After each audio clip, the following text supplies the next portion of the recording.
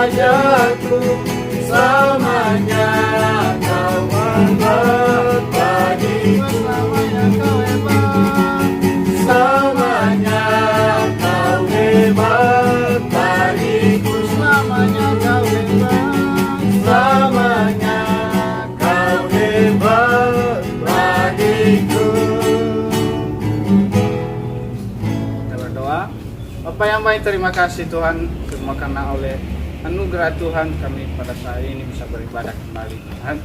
Terima kasih Bapak yang baik, kami berdoa saat ini Tuhan tolong pimpin ibadah kami, terlebih-lebih adik-adik kami yang saat ini Tuhan lagi beribadah kepada Tuhan. Tuhan tolong mereka, beri mereka kekuatan, semangat, sukacita untuk memuji Tuhan, sehingga nama Tuhan dipuji dan pemuliakan melalui kehidupan mereka. Terima kasih Bapak yang baik, kami akan memulai ibadah kami saat ini. Kami serahkan semuanya hanya di dalam tangan Tuhan Yesus. Di dalam nama Yesus kami berdoa dan mengucap syukur. Haleluya, amin. Ya, kita akan mari kiranya untuk memuji Tuhan. Ini katakan.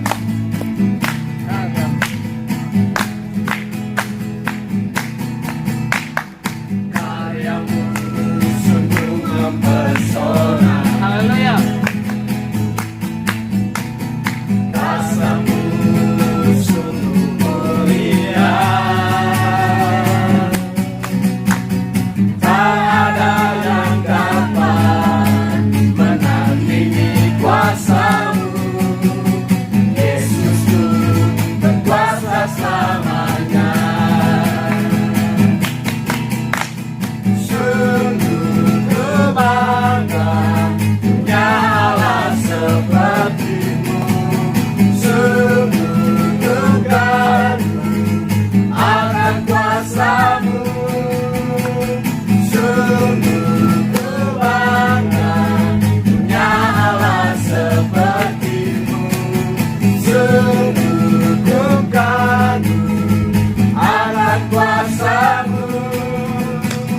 Kasih setiamu sungguh nyata di dalam hidupku. Kasih setiamu sungguh nyata di dalam hidupku. Kasih setiamu, kasih setiamu sungguh nyata di dalam hidupku. haleluya. Adik-adik, kita akan mau mendengarkan firman Tuhan. Kita katakan kepada Tuhan, jalanmu tak terselami.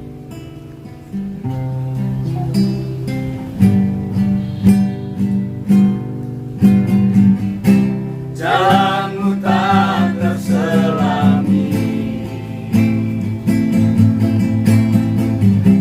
Oleh setiap hati hati kami.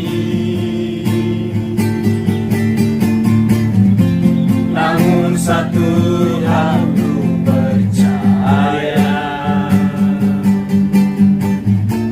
ada rencana yang indah. Tiada terduga kasih-Mu, heran dan besar bagiku.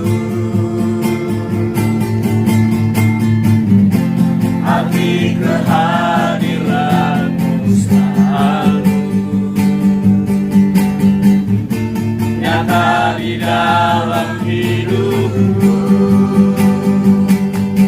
Penyertaan-Mu sempurna, rancangan-Mu penuh damai, aman dan sejahtera walau di tengah badai. Ingin ku selalu bersama, rasakan keindahan arti kehadiran-Mu Tuhan.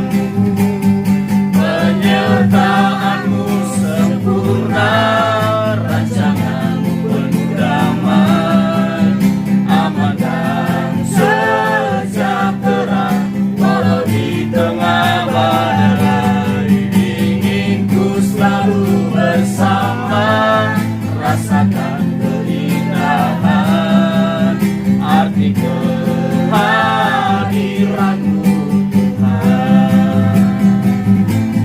Arti kehadiran-Mu Tuhan.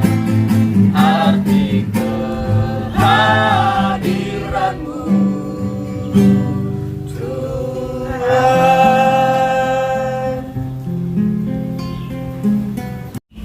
Ayo mari kita sama-sama berdoa untuk menerima berkat daripada firman Tuhan. Kita sama-sama berdoa. Kami bersyukur Tuhan Yesus, pada hari ini sebentar lagi kami mau mendengarkan firman-Mu. Engkau memberkati adik-adik kami, tunas remaja dan pelajar, dimanapun mereka berada. Biarlah di dalam video-video ini mereka diberkati oleh Tuhan. Biarlah firman-Mu berada di dalam kehidupan mereka, bertumbuh di dalam kehidupan mereka. Engkau yang terus memberkati firman-Mu bagi kehidupan mereka. Sebentar lagi juga hamba-Mu akan menyampaikan firman-Mu. Tuhan urapi hamba-Mu. Terima kasih Tuhan, kami menerima lawatan daripada firman-Mu dalam nama Yesus. Haleluya. Amin. Shalom adik-adik kelas tunas remaja dan adik-adik kelas pelajar yang dikasihi Tuhan Yesus. Selamat pagi. Tadi kita sudah sama-sama memuji, memuliakan nama Tuhan Allah, dan tiba saatnya kita mau merenungkan kebenaran firman Tuhan. Nah, adik-adik yang dikasihi Tuhan Yesus, firman Tuhan kita pada pagi hari ini terambil dalam kitab Kejadian pasal yang keempat, ayat yang pertama sampai ayat yang ke-16. Demikian firman Tuhan. Kemudian manusia itu bersetubuh dengan Hawa istrinya, dan mengandunglah perempuan itu, lalu melahirkan Kain. Maka kata perempuan itu, aku telah mendapat seorang anak laki-laki dengan pertolongan Tuhan. Selanjutnya dilahirkannya Habel adik Kain, dan Habel menjadi gembala kambing domba, Kain menjadi petani. Setelah beberapa waktu lamanya, maka Kain mempersembahkan sebagian dari hasil tanah itu kepada Tuhan sebagai korban persembahan. Habel juga mempersembahkan korban persembahan dari anak sulung kambing dombanya, yakni lemak-lemaknya. Maka Tuhan mengidahkan Habel dan korban persembahannya itu, tetapi Kain dan korban persembahannya tidak diidahkannya. Lalu hati Kain menjadi sangat panas dan mukanya muram. Firman Tuhan kepada Kain, mengapa hatimu panas dan mukamu muram? Apakah mukamu tidak akan berseri jika engkau berbuat baik? Tetapi jika engkau tidak berbuat baik, dosa sudah mengintip di depan pintu. Ia sangat menggoda engkau, tetapi engkau harus berpuasa atasnya. Kata Kain kepada Habel adiknya, marilah kita pergi ke padang. Ketika mereka ada di padang, tiba-tiba Kain memukul Habel adiknya itu, lalu membunuh dia. Firman Tuhan kepada Kain, di mana Habel adikmu itu? Jawabnya, aku tidak tahu. Apakah aku penjaga adikku? Firman-Nya, apakah yang telah kau perbuat ini? Darah adikmu itu berteriak kepadaku dari tanah. Maka sekarang terkutuklah engkau, terbuang jauh dari tanah yang mengalahkan mulutnya untuk menerima darah adikmu itu dari tanganmu. Apabila engkau mengusahakan tanah itu, maka tanah itu tidak akan menghasilkan hasil sepenuhnya lagi kepadamu. Engkau menjadi seorang pelarian dan pengembara di bumi. Kata Kain kepada Tuhan, hukumanku tidak lebih besar daripada apa yang dapat kutanggung. Engkau menghalau aku sekarang dari tanah ini, dan aku akan tersembunyi dari hadapanmu. Seorang pelarian dan pengembara di bumi, maka barang siapa yang akan bertemu dengan aku, tentulah akan membunuh aku. Firman Tuhan kepadanya, sekali-kali tidak. Barang siapa yang membunuh Kain akan dibalaskan kepadanya 7 kali lipat. Kemudian Tuhan menaruh tanda pada Kain supaya ia jangan dibunuh oleh barang siapapun yang bertemu dengan dia. Lalu Kain pergi dari hadapan Tuhan dan ia menetap di tanah Nod di sebelah timur. Adik-adik kelas tunas remaja dan adik-adik kelas pelajar yang dikasihi Tuhan Yesus, kita belajar firman Tuhan hari ini tentang kisah Kain dan Habel. Dan seperti yang tadi sudah kita baca, kita percaya kalian sudah memahami sedikit banyak kisah ini ya, bahwa Kain dan Habel mereka bersama-sama mempersembahkan persembahan dari hasil pekerjaan mereka kepada Tuhan. Kain sebagai seorang petani mempersembahkan hasil pertaniannya, sebagian dari hasil pertaniannya kepada Tuhan. Sedangkan Habel sebagai penggembala kambing dan domba, dia mempersembahkan anak sulung dari kambing domba miliknya kepada Tuhan. Dia mempersembahkan hasil pertama yang dia miliki kepada Tuhan sebagai persembahan.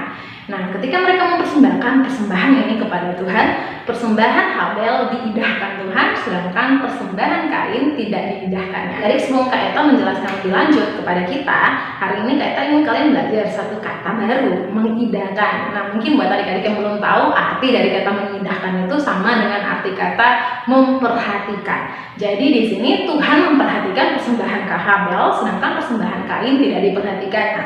Ketika Kain ada di situasi ini, Kain menjadi panas hati dan memiliki wajah yang muram, sehingga Tuhan katakan kepada Kain, kenapa wajahmu muram ketika engkau melakukan sesuatu yang baik, tetapi ketika engkau melakukan sesuatu yang salah, ingat dosa sedang mengintip di depan pintu, dia sangat menggoda, namun kamu harus berkuasa atasnya. Nah, perasaan yang dimiliki oleh Kain ini disebut dengan perasaan iri hati. Iri hati ini adalah perasaan ketika kita tidak suka orang lain mempunyai sesuatu yang lebih daripada kita. Ketika kamu di sekolah, teman-temanmu punya prestasi yang lebih baik dari kamu, dan kamu merasa tidak menyukai prestasinya. Kamu merasa panas hati, kamu emosi, kamu tidak suka ketika dia berhasil, ketika dia memiliki nilai yang lebih baik dari kamu, ketika dia dipuji karena sesuatu yang dimiliki. Nah, perasaan yang ada di hati kita itu disebut dengan perasaan iri hati. Ketika kita tidak bisa menguasai hati kita, firman Tuhan di dalam kitab Amsal pasal 4 ayat 23 katakan, jagalah hatimu dengan segala kewaspadaan, karena dari situlah terpancar kehidupan. Ketika kita tidak bisa menjaga hati kita, yang ada kita hanya akan jatuh di dalam dosa. Tuhan mengingatkan kepada Kain bahwa kamu harus berkuasa atas dosa. Bagaimana Kain bisa jatuh ke dalam dosa pembunuhan terhadap adiknya Habel? Itu karena iri hati yang Kain miliki di hatinya tidak dia selesaikan dengan baik di hadapan Tuhan. Seharusnya ketika Tuhan berbicara kepada Kain, memperingatkan Kain, harusnya saat itu Kain bercakap-cakap dengan Tuhan. Mungkin waktunya saat itu dia harusnya bertanya kepada Tuhan, kenapa Tuhan tidak memperhatikan persembahannya.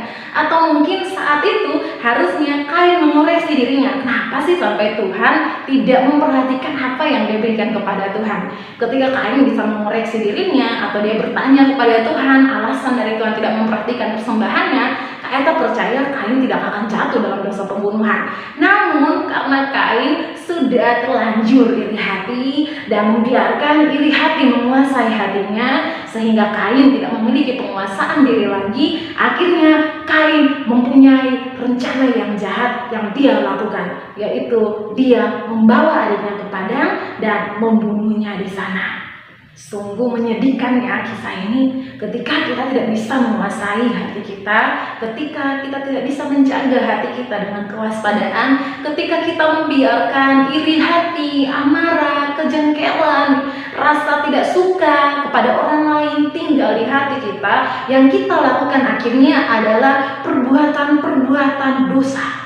Perbuatan-perbuatan yang harus membawa kita dalam hukuman yang berasal daripada Allah.